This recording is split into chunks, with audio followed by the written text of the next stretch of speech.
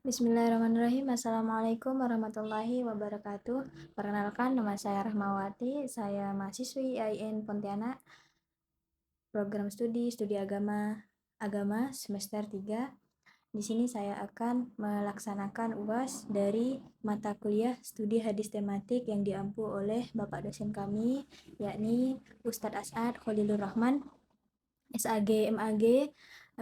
Beliau meminta kami untuk take video mengenai hadis, yang mana tema yang saya pilih ini adalah tema tentang silaturahmi. Banyak tema yang beliau berikan, tapi tema silaturahmi ini adalah tema yang paling menarik untuk dibahas. Di sini saya akan menjelaskan salah satu hadis yang berkaitan dengan tema silaturahmi ini, yang mana hadis tersebut banyak kita dengar di sosial media, atau ada mungkin dari teman-teman membaca suatu makalah atau mendengar seorang ulama berkata bahwa orang yang tidak memutus tali silaturahmi itu adalah orang yang selalu ditunda ajalnya. Maksudnya orang yang dibilang panjang umur itu. Apakah itu mitos atau fakta? Mari kita bahas definisi hadis terlebih dahulu. Definisi silaturahmi terlebih dahulu.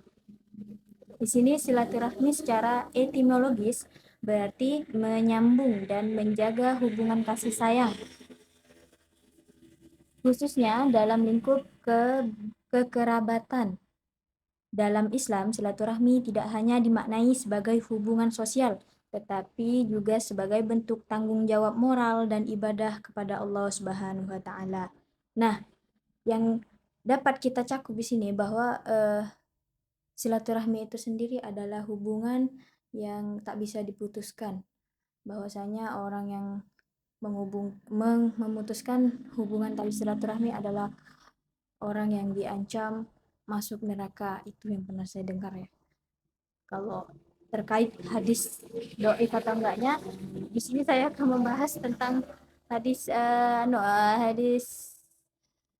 yang berkaitan dengan tema ini, teman-teman, yang mana hadis yang katanya panjang umur itu. Ya, begitu. Di sini saya akan membacakan hadis yang akan saya bahas, teman-teman, yang mana bunyi hadisnya adalah an Anas bin Malik radhiyallahu an qala Rasulullah sallallahu alaihi wasallam, man ahabba ayyub satalahu fi rizqi wa ayyum sa'alahu fi athari falyasil rahimah. Artinya, barang siapa yang ingin dilapangkan rezekinya dan dipanjangkan umurnya, maka hendaklah ia menyambung tali silaturahmi. Hadis riwayat Bukhari dan Muslim. Mengenai takhrij hadis ini, ada perawi sahabat Anas bin Malik. Dari sumbernya dari Sahih Al-Bukhari, Kitab Al-Adab, Sahih Muslim, Kitab Al-Bir wa As-Silah. Derajat hadis ini sahih, bahkan muttafaq alaih atau disepakati oleh Bukhari dan Muslim. Kualitas sanadnya bersambung, para perawinya thiqah, dapat dipercaya dan tidak mengandung cacat atau illat. Dengan demikian hadis ini sangat kuat dan dapat dijadikan hujjah dalam penetapan hukum maupun pembahasan etika sosial. Adapun syarah hadis atau penjelasannya, silaturahmi berasal dari kata silah, menyambung, dan rahim, kerabat. Secara istilah, silaturahmi berarti menjaga hubungan baik, kasih sayang, dan kepedulian terhadap keluarga dan kerabat, baik dengan ucapan, perbuatan, maupun bantuan. Jadi teman-teman, silaturahmi ini yang kita ketahui pada umumnya adalah kita save kontak dia, kita bertegur sapa dengan dia, kita menelpon dia, dan semacamnya. Di zaman yang modern ini yang kita ketahui silaturahmi itu ada seperti ini. Sedangkan silaturahmi yang sesungguhnya itu adalah silaturahmi yang kasih sayang tuh nyambung buat dia, kayak dia butuh ke kita tetap mau bantu ke dia, padahal dalam diri kita tuh bergumam dia tuh karena ada salah gitu kan, dia ada salah ke kita, tapi kita tuh bergumam dalam diri kita, aku nggak mau bantu dia lagi gitu. Tapi dengan ketika dia butuh kita masih mampu untuk membantu dia, itu yang namanya tali silaturahmi teman-teman. Yang disebut memutus tali silaturahmi itu bukan karena dia ndak ada kontaknya, bukan dia ndak ada komunikasi sama dia, ndak, tapi kasih sayang dia tuh masih ada, kasih sayang kita tuh masih ada buat orang itu, begitu. Contohnya kayak saya sering dengan keluarga-keluarga saya yang di luar sana. Maaf teman-teman, tadi di-cut. Lanjut ke pembahasan. Contohnya saya dengan keluarga-keluarga saya tuh banyak yang nggak mempunyai kontak, banyak yang nggak ada di WhatsApp saya begitu. Intinya nggak ada komunikasi dan semacamnya. Tapi ketika ada suatu masa kita tuh komunikasi, ada telepon via WhatsApp gitu, baru ada nomornya, dan saya waktu itu butuh kayak boleh kali ini gitu. Jadi beliau tuh mau ngebantu. Nah, begitu. Itu contoh sederhananya dari silaturahmi yang tidak terputus meskipun tidak adanya komunikasi begitu. Karena kasih sayangnya itu masih nyambung di antara manusia itu dan manusia ini tadi. Nah, ada juga seorang ulama pernah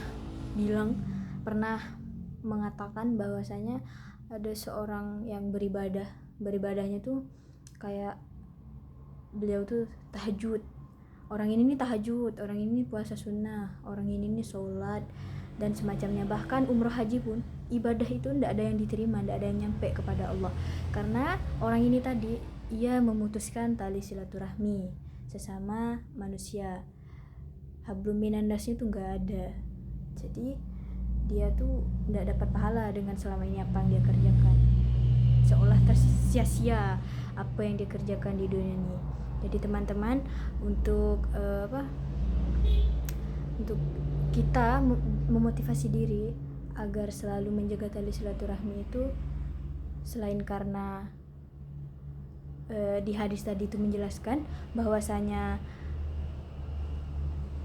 orang yang tidak memutuskan tali silaturahmi itu akan dipanjangkan umurnya dan dilapangkan rezekinya. Walaupun ini maknanya tidak secara mentah-mentah dipanjangkan umur dan dilapangkan rezeki dan ditambah rezekinya. Yang dimaksud Yang dimaksud panjang umur ini tadi, maksudnya mungkin dia tuh umurnya berkah, selalu dalam kesehatan begitu. Dan yang dimaksud dari lapangnya rezeki ini yang kita ketahui, banyak dari orang awam yang termasuk saya, orang awam tuh biasa menafsirkan bahwasanya rezeki itu melulu tentang uang, padahal rezeki itu semuanya itu rezeki, nikmat dari Allah itu rezeki. Seperti halnya kita punya teman yang baik, punya keluarga yang baik yang mengayomi kita, tidak melulu tentang uang teman-teman. Intinya pesan dari saya, tetaplah kita selalu menjaga tali silaturahmi dimanapun kita berada.